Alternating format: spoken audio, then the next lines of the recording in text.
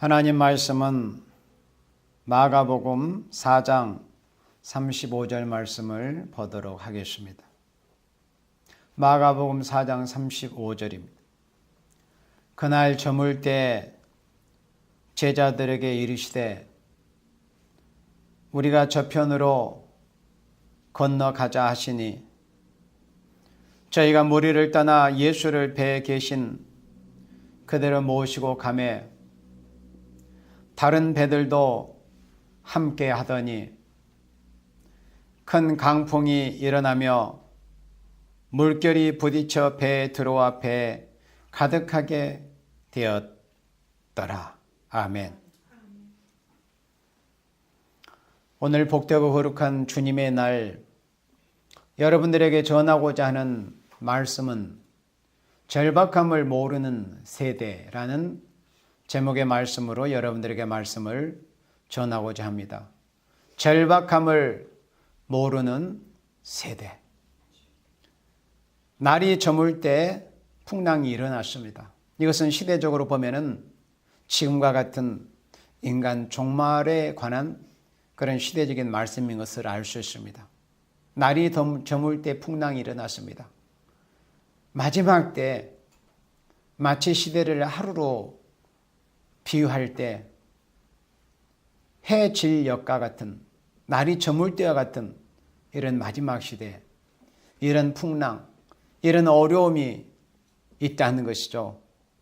그래서 날이 저물 때 제자들에게 이렇게 말씀하십니다.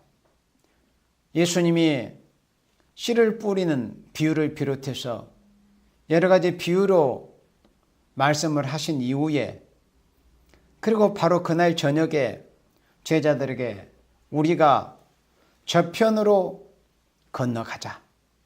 예수님께서 이렇게 말씀하셨습니다.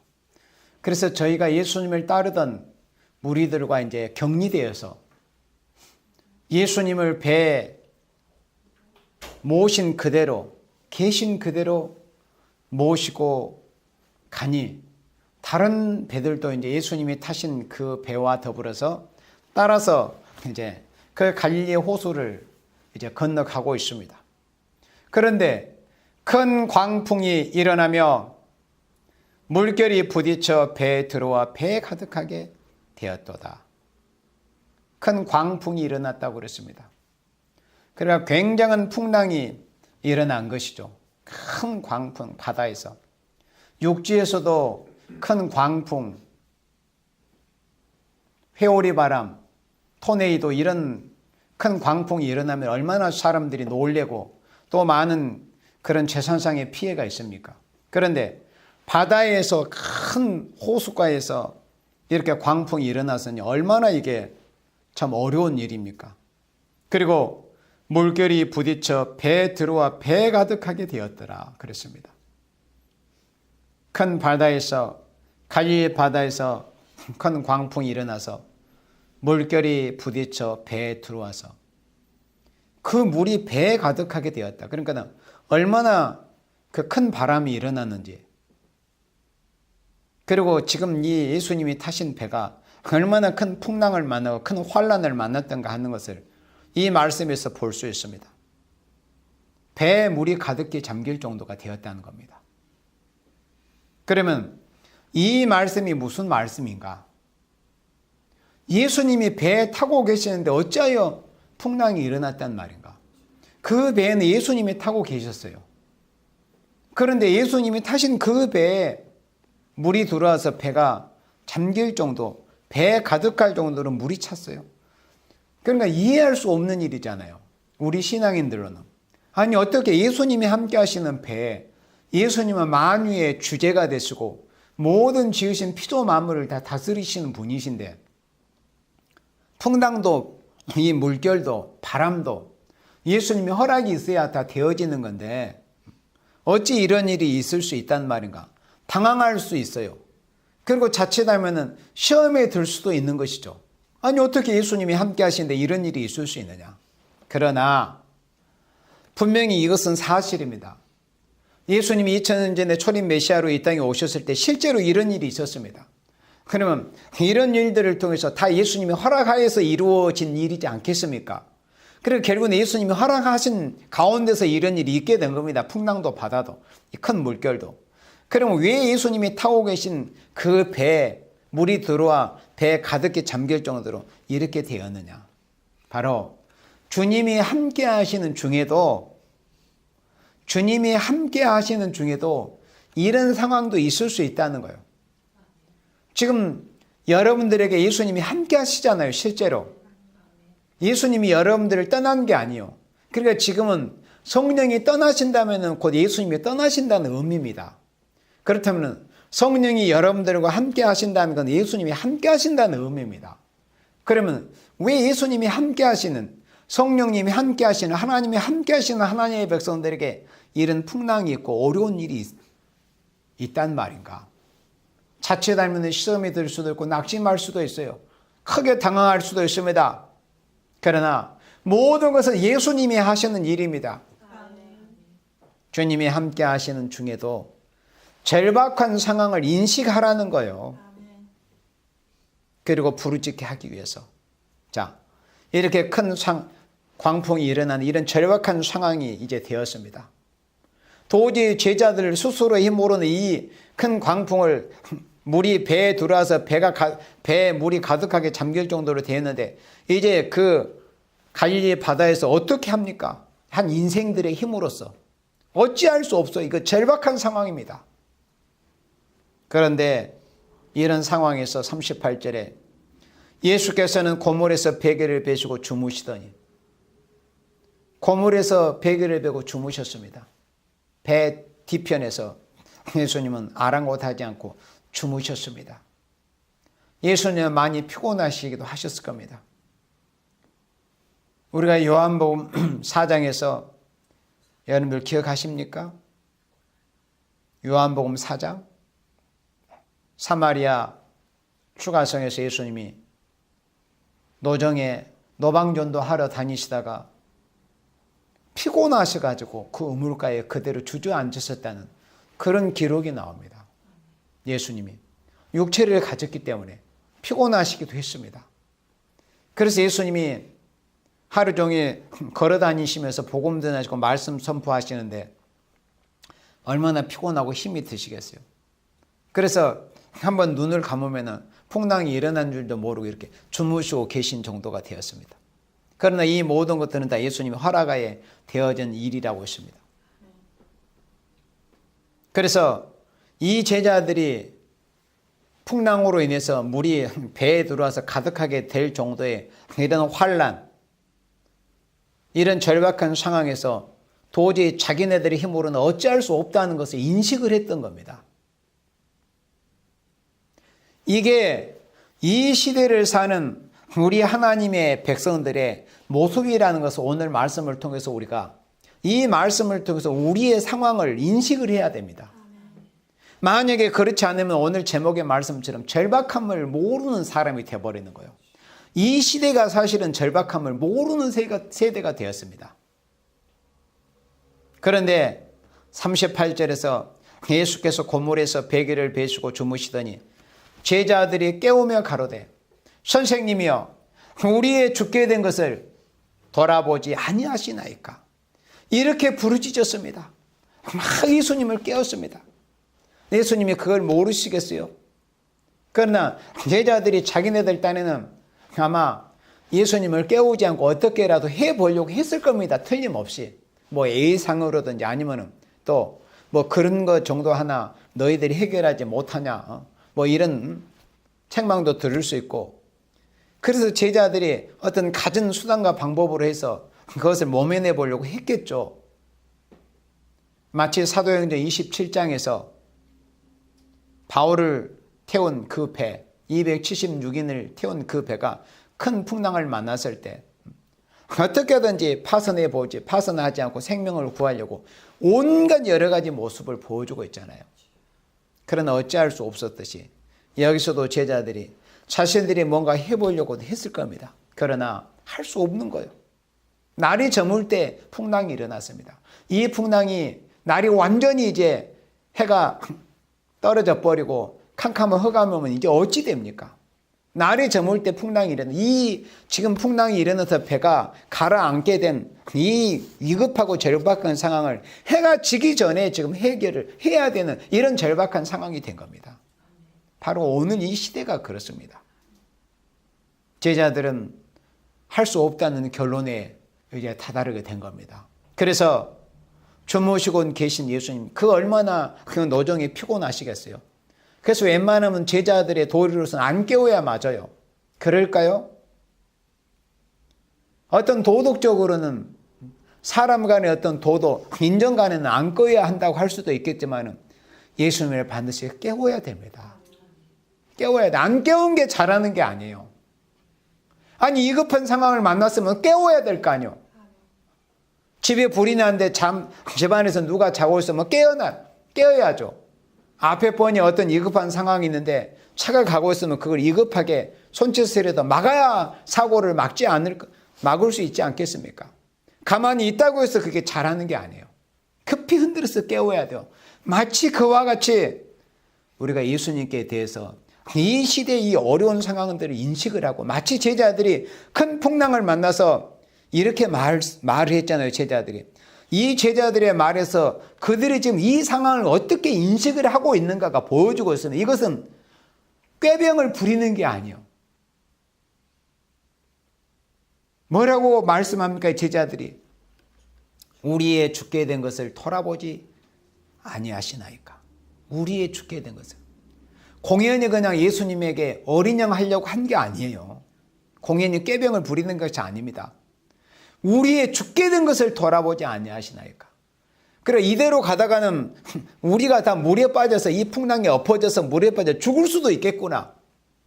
큰 풍랑이 일고, 그들은 대부분이 다 갈릴리 사람들이고 그 호숫가에서 살았던 사람들이기 때문에 물론 수영에도 능한 사람들일 겁니다. 예수님의 제자들은. 그렇지만은 큰 풍랑이 일 때는 아무리 수영을 잘하는 사람도 거기서 헤어나기가 어렵습니다.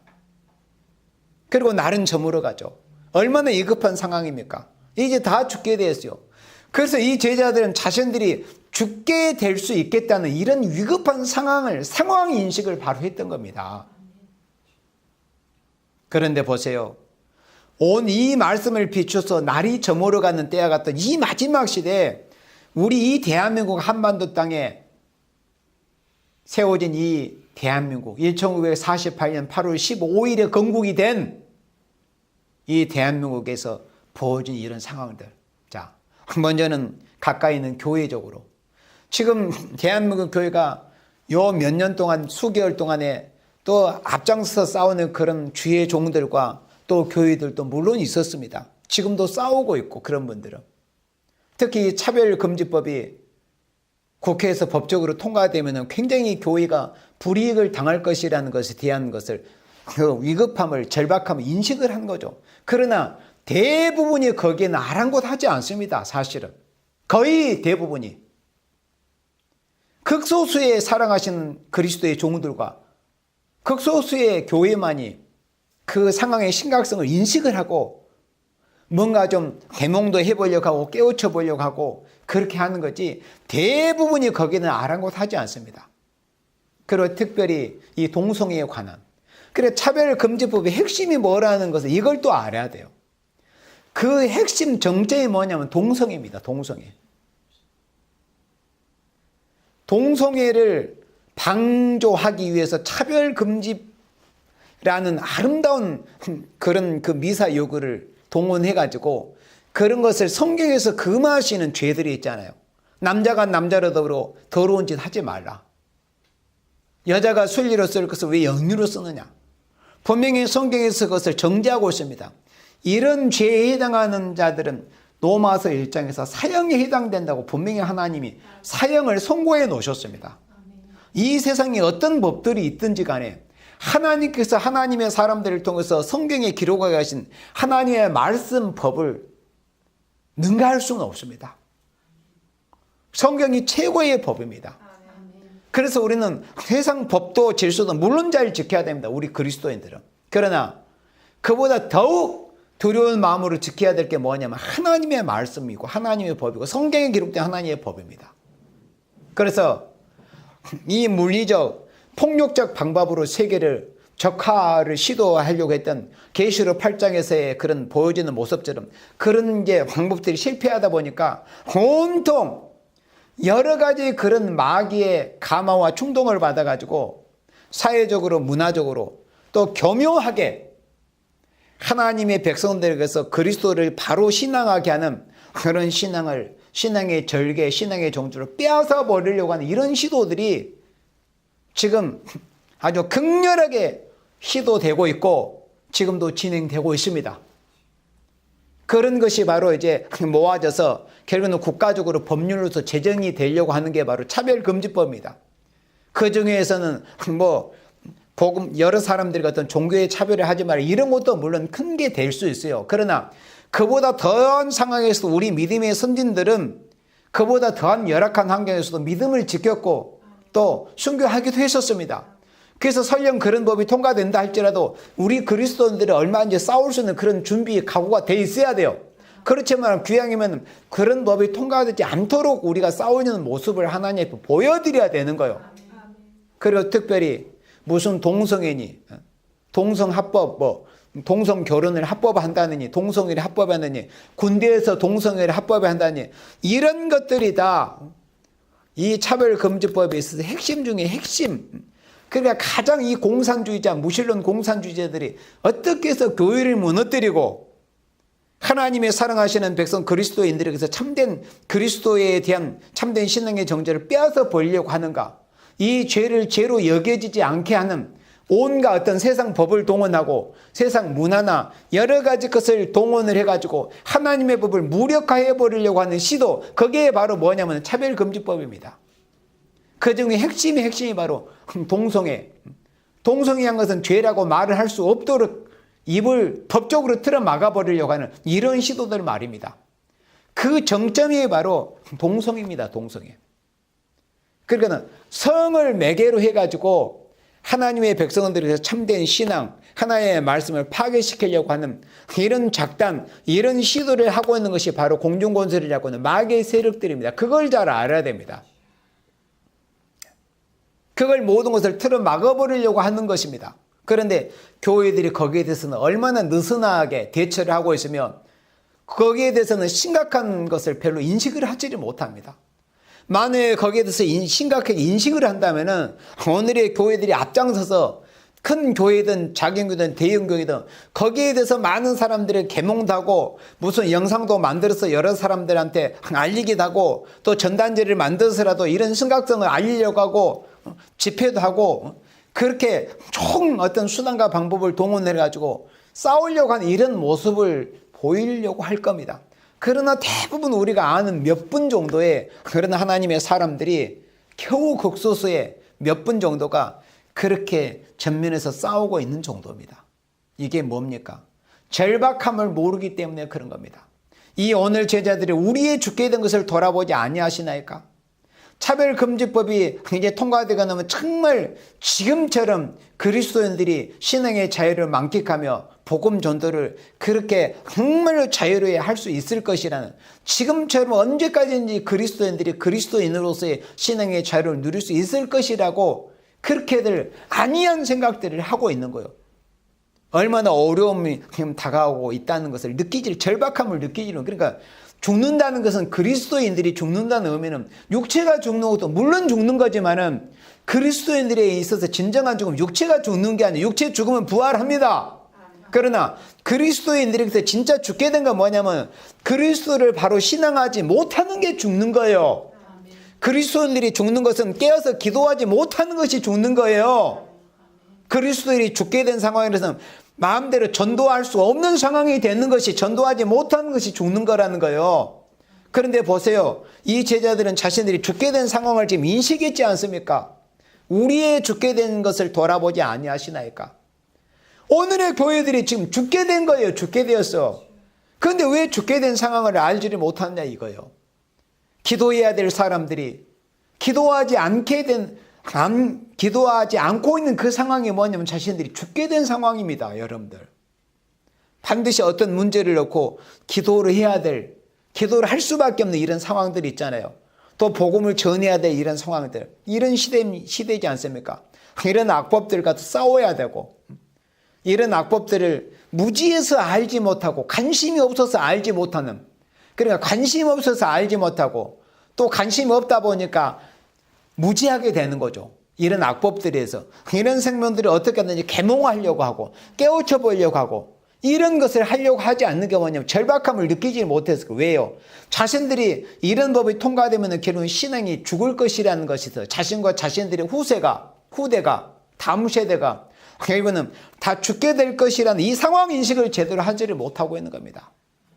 죽게 된 이 상황을 인식을 하지를 못하는 거예요. 어려운 상황이 와도 기도하지 않습니다.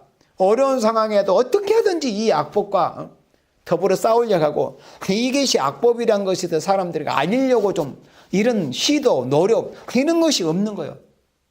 왜 그래요? 절박함을 모르기 때문에 그래요. 이제 금방 얼마 있지 않으면 자신들이 죽게 될 거라는 거, 자신들이 신앙이 죽게 될 거라는 거, 자기의 자녀들과 자기 다음 세대가 신앙으로 죽게 될 거라는 것에 대해서 이 절박함을 느끼지를 못하고 있는 겁니다. 절박함을 느껴야 뭔가 깨어서 마치 피곤해서 주무시고 계신 예수님 깨우듯이 지금 보호자 우편에 계신 예수님께 대해 주여 주여 어찌해야 됩니까? 교회가 이건 몽땅 송두리째 공중권세를 잡고 있는 저 붉은 용의 아가리에 이 땅에 사람을 매개로 해서 하나님의 백성들을 무너뜨리려고 참된 신앙을 파괴시켜 버리려고 하는 저런 시도라는 저런 자들과 싸워야 되는데 우리는 힘이 미약합니다. 하나님, 예수님 도와주세요. 주여, 이런 상황 인식을 바르고 부르짖어야 될 것 아닙니까? 왜 부르짖지 못하고 있습니까? 절박함이 없기 때문에. 왜? 자기와 자기의 다음 세대가 죽게 될 것이라는 이 절박함이 없는 거예요. 상황 인식을 제대로 하지를 못하고, 이제 앞으로 만약에 그런 법들이 통과되면은 서서히 죽어갑니다.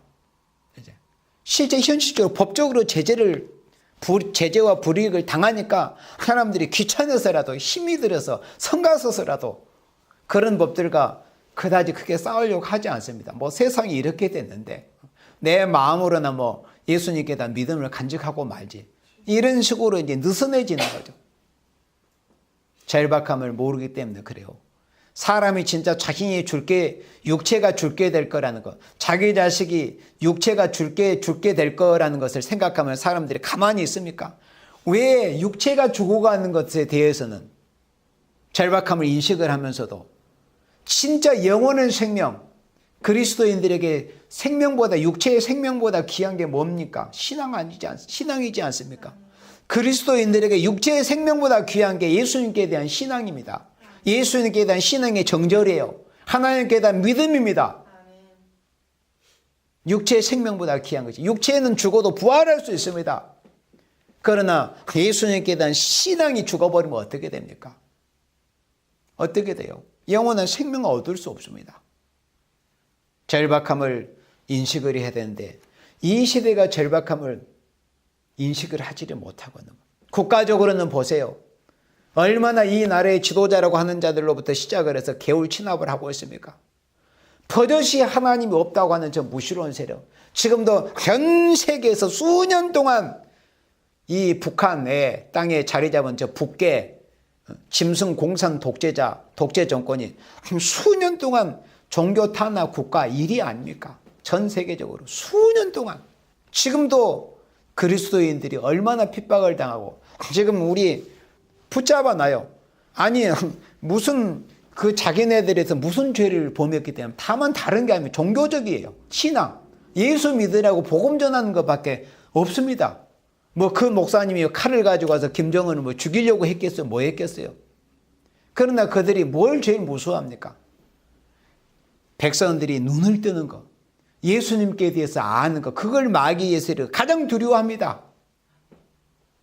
그런데도 사상 유례없는 독재국가, 짐승의 정권, 붉은 용의 마귀의 도구가 된 저런 이 짐승의 세력들과 더불어 개울 진압을 하고 있는 모습이 바로 이 나라의 정권 잡은 자들의 모습입니다. 이제 이 나라가 지금 죽게 된 상황 아닙니까? 정치적으로는 어떻습니까?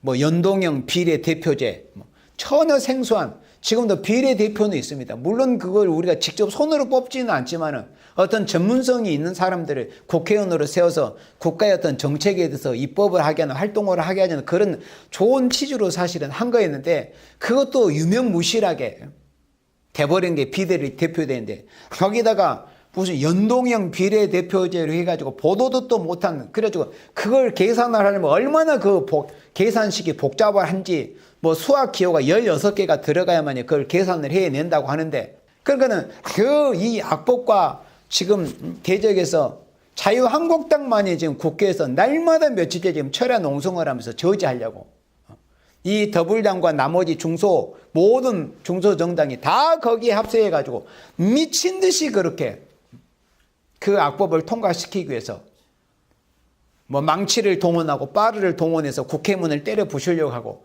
이런 모습들을 보이고 있는 겁니다.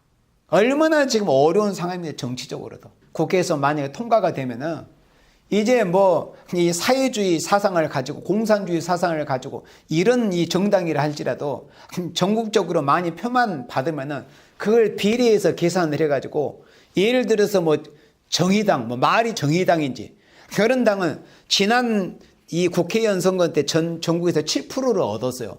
그러면 이 지금 비례형 연동형 비례대표제가 이 통과가 되면은 지난 이 20대 국회의원 선거 당시 비례 방식으로 계산을 하면은 21석의 국회의원이 된다고 하지 않습니까? 그러면 이 도대체 나라 꼴이 어떻게 되겠어요? 그러니까 지금 국가적으로든 정치적으로든지 얼마나 지금 어려운 상황을 지금 맞이하고 있습니까? 우리의 죽게 된 것을 돌아보지 아니하시나이까? 교회적으로, 국가적으로, 정치적으로, 사회적으로, 또 사회적으로는 뭐 낙태죄 폐지해야 된다는 거, 이제 그 취지가. 지금껏 여러 번 헌법재판소에서 그게 상정이 됐지만은 낙태를 하는 것은 그건 불법이 맞다, 그렇게 됐어요. 그런데 그게 이번에 이제 뒤집어져 버린 거예요. 그런 성향을 갖고 있는 자들이 지금 헌법재판소 재판관들이 돼버린 거거든요. 그러니까 무슨 법이든지 하나님의 법에 반하고, 사람들이 일반적인 도덕적인 건전한 인간다움의 그런 상식을 가진 법들은 다 이제 뒤집어지는 이런 상황이 돼버린 겁니다. 문재인이 그 이미선 헌법재판소 법관을 굳이 임명을 하려고 한 게 그겁니다. 그런 성향을 가진 자들이 다 재판관으로 앉혀가지고 온통 나라를 그냥 쑥대밭으로 만들려고 하는 이런 상황이 지금 제자들이 만났던, 우리가 죽게 된 것을 돌아보지 아니하시나이까? 사회적으로 실업난, 흉악범죄, 낙태죄 폐지, 또 가정문제, 얼마나 이런 문제들이 많이 있습니까? 이런 상황들이 지금 제자들이 당하고 있는 풍랑이 이렇게 큰, 그것도 광풍, 그냥 바람이 아니고 광풍입니다. 미친 바람, 회오리 바람, 토네이도, 큰 광풍이 일어나서 물결이 부딪혀 들어와 배에 가득하게 돼. 이런 상황을 보고 상황 인식을 좀 바로 해야 될 거 아닙니까? 교회든 국가든 사회든 가정이든 상황 인식을 바로 해야지. 절박함을 좀 알아야지요. 절박함을 모르기 때문에 그냥 자고 있는 거예요. 기도하려고 하지 않고, 전도하려고 하지 않고, 뭔가 깨우치려고 해보지 않고, 예수고 탄식하려고 하지 않고, 참 자기가 어떤 능력이 없으면 기도 못할 사람은 없잖아요. 기도가 무슨 특별한 능력이 필요합니까? 기도는 하다못해 피곤하고 허리 아프면 누워서도 할 수 있는 게 기도입니다. 누워서도, 차에 앉아서도 할 수도 있고, 이런 상황의 심각성을 알아야 돼요. 상황의 심각성을. 그런데 왜 이런 상황의 심각성을 알지는 못하느냐? 우리 누가복음 6장 말씀을 보도록 합니다. 누가복음 6장 20절 말씀으로 갑니다. 예수께서 눈을 들어 제자들을 보시고 가라사대, 가난한 자는 복이 있나니 하나님의 나라가 너희 것이며, 21절에 이제 줄인 자는 복이 있나니 너희가 배부름을 얻을 것이며, 이제 우는 자는 복이 있나니 너희가 웃을 것이며. 줄인 자가 복이 있다는 거예요. 줄인 자가 복이 있어요. 그리고 줄임의 상태가 그 다음에 나중에는 배부름이잖아요. 그런데 지금은 배부른 자가 복이 있는 게 아니라 줄인 자가 복이 있습니다. 줄인 자. 그러면 줄이다는 게 뭐예요? 배고픔 아닙니까? 배고픔. 배고픔을 느껴야 된다는 거예요. 배고픔. 줄임을 느껴야 돼요. 이건 오늘 말씀의 제목이 뭐냐면 절박함. 그러니까 줄임을 느껴야 돼요. 줄인 자가 복이 있어요. 배고픔을 느낀 자가 복이 있다 이겁니다. 절박함을 느끼는 자가 복이 있다 이거예요. 상황인식. 내가 지금 얼마나 죽게 되었는가? 얼마나 내가 내 지금 상태가 힘든 상태에 있는가? 이런 줄임을 상태, 자기의 그 줄임. 육신의 시장께만 느낀 것이 아니라 영적인 목마름, 영적인 공고함, 영적인 줄임, 이런 상황인식을 느껴야 된다. 절박함을 느껴야 돼요. 절박함을 느껴야 줄인 자가 돼야만이 그 마지막 결과 결론 배부름을 얻을 것이고, 이제 우는 자는 복이. 왜 웁니까 사람이? 왜 울어요? 슬프니까 우는 거 아닙니까? 슬픈 상황이 아닌데도 울지 못하는 것처럼 안타까운 게 없습니다. 울 때 울어야만이 그 다음 결론이 웃게 됩니다. 울 때 울지 못하면 어떻게 됩니까? 울 때 울지 못하면 울어야 될 상황에서 울어야 돼요. 슬픔을 느껴야 됩니다. 슬픔을 느끼는 게 뭐예요? 절박함을 느끼는 거예요. 절박함을 느끼기 때문에 우는 거 아닙니까? 고통을 느끼기 때문에. 그런데도 울어야 될 상황인데도 아픔도 느끼지 못하고, 이게 울어야 될 상황인지 웃어야 될 상황인지 계속 희낙낙인하고 우는 자가 돼야 됩니다. 슬픔을 느껴야 됩니다. 절박함을 느껴야 됩니다. 그 다음 여긴 24절에 그러나 화 있을진저 너희 부요한 자예요. 보세요. 부요한 자. 왜 절박함을 느끼지 못하면 자신이 부요하다는 것 때문에 절박함을 느끼지를 못합니다. 자신이 강건하고 건강하다는 것 때문에 절박함을 느끼지를 못해요. 건강한 사람이 기도 많이 하겠어요? 뭔가 좀 병으로 시름시름 한 사람이 기도 많이 하겠어요? 사람이 볼 때는 건강하니까 힘이 많으니까 기도 많이 하겠죠? 그렇지 않을 겁니다. 그렇지 않습니다. 절박함이 없는데 건강하고 돈 많으면, 만사형통 사털 팔달하면 어려움이 없는데 절박함을 느껴야 돼요. 너희 부요한 자에 너희는 이미 위로를 받았도다. 부요한 상태에서는 절박함, 줄임을 느끼지를 못합니다. 배고픔, 줄임을 느껴야 돼요. 줄인 자, 배고픈 자가 복이 있어요. 줄인 자가 복이 있어요. 절박함을 느끼는 자가 복이 있어요. 그런데 25절에 화 있을진저 너희 배부른 자여 너희는 줄이리다. 너희 이제 배부른 자. 배가 부르기 때문에 절박함을 느끼지를 못하는 거예요, 여러분들. 배가 부르기 때문에, 배부르기 때문에 절박함을 느끼지를 못합니다. 배부른 자가 시장한 것에 대해서 배고픈 데 대해서 압니까? 배부르기 때문에 절박함을 느끼지를 못합니다. 그리고 그 다음 구절에 그 다음에 화 있을진저 너희 이제 웃는 자요. 웃고만 있으면 슬픔을 모르잖아요. 슬픔 상황 속에 있는 사람들이 그 아픔을 잘 모릅니다.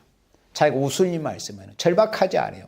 그래서 이제 웃는 자요 너희가 애통하며 울리로다.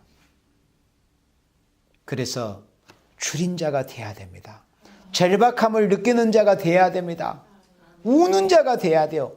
울 때 울어야만이 그 결과 마지막에 웃음으로 결론을 짓습니다. 울 때 울을 수 있는 사람이 돼야만이. 부르짖을 때 부르짖을 수 있는 사람이 돼야 그 결과가 행복하게 마무리됩니다. 울 수 있어야 돼요. 울 때. 그런데도 왜 울어야 될 상황에 울지 못하고 왜 부르짖어야 될 상황에 부르짖지 못하느냐. 절박함을 느끼지 못하는 것이죠. 자신과 자신의 자녀가 자신의 다음 세대가 죽게 된 이 상황 인식을 하지를 못하는 거예요. 교회적으로, 국가적으로, 사회적으로 보면은 그런 상황 인식에 대한 절박함이 없습니다. 보면은. 그러니까 그래 안일에 빠져 있는 겁니다. 안일에. 너희 안일한 부녀여 1년 후면 당황할 것이라고 말씀했잖아요. 우리는 당황할 줄도 알아야 되고, 그러니까 훗날 환란이 왔을 때 당황하라는 뜻이 아니고 오늘이란 날에 당황해야 뭐 정신도 차리고 이거 어찌하지 전전긍긍하기도, 그러다 보면 결론 내가 하나님께 기도해야 되는구나, 하나님 앞에 엎드려야 되는구나. 상황인식을 바로 해야지. 상황인식. 교회의 모습들, 오늘의 국가 사회의 모습을 보세요. 얼마나 지금 물이 배에 들어와서 배에 가득하게 정도로. 그러면 배에 물이 가득하고 배 안에 그 물과 이 배 밖에 물이 수면이 같아지면 어떻게 됩니까? 이제 그 가라앉는 거죠. 이런 상황 인식을 바로 해야 되는데 오늘의 하나님의 백성들의 모습에 있어 상황 인식이 바로 하는 모습이 보여지지 않아요. 상황 인식을 바로 하지 못하기 때문에 절박함이 없습니다. 절박함이 없다 보니까 부르짖으려고 하지 않아요. 기도하려고 하지 않아요. 회개하려고 하지 않습니다. 보세요. 성경에서 혈육증을 12회를 앓았던 그 여인. 그 여인은 처음에는 자기가 좀 재산 좀 있었습니다. 그러나 많은 재산을 다 허비하고 여러 의원들을 찾아다니면서 자기 몸만 버렸습니다. 이제 아무것도 사람으로 살 수 없어요. 그러니까 절박함을 느낀 거죠. 자기가 돈이 있을 때는 절박함을 느낀 게 아니었죠. 돈 가지고 의원 만나서 해결하면 되겠지. 그러나 돈도 떨어지고 이게 사람의 손을 통해서 해결될 문제가 아니구나. 이제 절박할 수밖에 없는 거죠. 그때 주님이 마침 그곳을 지나간다는 소문을 들었어요. 그러니까 그 여인이 만약에 절박하지 않았다면 염치채면 자기가 혈증을 앓고 피를 흘리는 그런 누추한 모습을 누구에게든지 보이고 싶겠습니까? 여인들의 그런 자존심이지 않습니까? 그런데도 그런 자존심을 왜 다 내팽개쳐버리고 많은 사람들이 있었지만은 염치고 체면이고 그냥 사람들이 막 얼마나 많이 군중들이 에워싸는데 다 비집고 온갖 소리를 막 다 듣고 그게 예수님께 가까이 접근했을 거 아닙니까? 나는 예수님이 옷자락이라도 잡으면 나는 나을 거다. 그 여인이 왜 그렇게 해서 절박함이 있었던 거예요. 절박함이 있었기 때문에 온갖 수모를 다 당하면서 염치고 뭐고 다 자존심이고 다 땅에 다 내려놔버리고 예수님께 가서 예수님이 옷자락을 가만히 잡았습니다. 그건 절박함에서 비롯된 일이었습니다. 상황인식. 자신이 지금 얼마나 절박한 상황이 있는지 이걸 느껴야 됩니다. 그리고 혈증을 앓았던 여인뿐만 아니라 가나안 여인, 수르보니게 여인을 생각해 보세요. 그 딸이 흉악히 귀신 들렸지 않습니까? 그러니까는 예수님께서 그 여인을 여러 번 시험까지 해보세요. 자녀의 떡을 취하여 개에게 주는 것이 마땅치 않다. 그러니까 그 여인을 마치 개처럼 비유하는 듯한 예수님의 말씀하셨습니다. 그 여인을 다만 그렇게 비하하려고 한 게 아니었습니다. 그 여인에게 진정한 절박함이 있는가, 진정 자식을 살리려고 하는 그런 사랑이 있는가를 예수님이 시험을 해보는 거예요. 그 여인에게 진짜 절박함이 있는가를 보시기 위해서. 그 여인은 절박함이 있었기 때문에 그 모든 예수님이 면밀스럽게 시험해 보시는 그런 시험까지라도 다 긍정적으로 받아. 맞습니다. 저는 개입니다. 그렇지만은 개들도 주인의 상에서 떨어지는 부스러기를 먹지 않습니까? 절박했기 때문에 그 여인에게 있어서 그런 겸손한 말이 나올 수 있었습니다. 결론적으로 탕자, 누가복음 15장에 탕자에 대한 말씀을 예수님이 하셨습니다. 탕자가 왜 아버지를 만났을까요? 여러 각도로 설교도 하고 해석을 할 수도 있습니다. 바로 절박함이었습니다. 탕자가 절박함을 느꼈기 때문에 이제 나는 여기서 줄여 죽는구나. 돼지가 먹는 쥐염 열매, 돼지가 먹는 그 산천에 널린 사료, 흔해 빠진 그런 쥐염 열매도 나는 배불리 먹을 수 없게 되었다는 그런 절박한 상황을 바로 인식을 했던 겁니다. 절박함을 인식을 했죠. 절박함을 인식하게 되면은 뭐 내가 아버지의 아들이고 내가 왕자고 이런 거 저런 거 다 자존심 다 내팽개칠 수 있습니다. 자신이 절박함만 인식을 할 수 있다면 그는 고관 대작의 아들이었지 않습니까? 아버지 아들. 그러나 자신이 절박함을 느꼈습니다. 나는 이대로 가다가 나는 여기서 줄여 죽는구나. 혹시 내가 죽으면 나를 장사해 줄 사람조차도 없이 쓸쓸하게 나는 죽어갈 수도 있겠구나. 우리가 죽게 되었다. 죽게 되었나이다. 나는 이대로 가다가는 내 아버지는 돈 많고 고관 대작이지만 나는 여기서 이름도 없이 장사해 줄 사람도 없이 쓸쓸하게 죽어갈 수도 있겠구나. 그런 절박함을 인식을 한 겁니다. 절박함을 인식했을 때 어떤 결론이 나왔습니까? 이제 아버지께로 나는 돌아가야 되겠다. 절박함을 인식을 해야 됩니다. 절박함을 인식을 해야 문제가 해결이 되는 거예요. 절박함을 인식을 해야 하나님께 엎드릴 수 있고 무릎 꿇을 수 있고 회개가 나오는 겁니다. 왜 하나님의 백성들이 회개하려고 하지 않습니까? 절박함을 인식하지 못하기 때문에 회개하려고 하지를 않는 거예요. 왜 깨어 있으려고 하지 않습니까? 절박함을 인식을 하지를 못하는 거예요. 모든 것은 다 절박함을 인식을 해도 자신이 얼마만큼 황폐한 상황, 줄인 상황, 배고픈 상황, 가난한 상황, 이걸 상황 인식, 절박함을 인식을 해야 됩니다. 그래서 아무쪼록 오늘 말씀을 여러분들이 더 깊이 묵상을 해보면서 교회적으로나 국가적으로나 사회적으로나 가정적으로나 온통 지금 우리가 절박한 상황이지 않습니까? 사실은 우리가 죽게 된 지금 상태에 있어요. 우리의 죽게 된 것을 돌아보지 아니하시나이까? 보호자 우편에 계시는 우리 구주 예수님께 대해서 예수님 주여 주여 주여 우리의 이 상황, 이 어려운 이 난국을 돌아보지 아니하시나이까? 이렇게 우리가 절박한 상황을 인식을 하고 부르짖을 수 있는 여러분들이 되시기를 주님의 이름으로 간절히 부탁합니다. 아멘.